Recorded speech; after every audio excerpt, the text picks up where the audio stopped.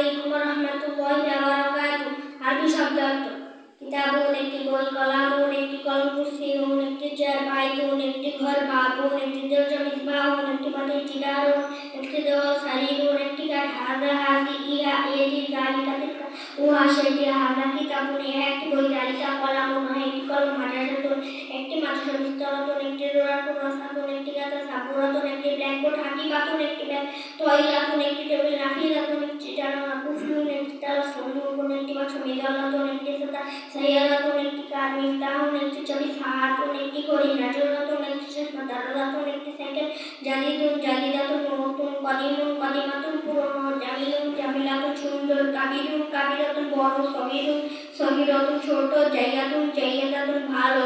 ফিরশুন একটি বিছানা, উদাতুন একটি বালিশ, কমিসুন একটি জামা, কমাসুয়াতুন একটি টুপি, মিন্দিউন একটি রুমাল, হিজাউন একটি জুতা, তিলমিজুন একটি ছাত্র, তিলমিজাতুন একটি ছাত্রী, মুআল্লিমুন একজন শিক্ষক, মুআল্লিমাতুন একজন শিক্ষক, ওলাদুন একটি ছেলে, বিনতুন একটি মেয়ে, তিফলুন তিফলাতুন একটি শিশু,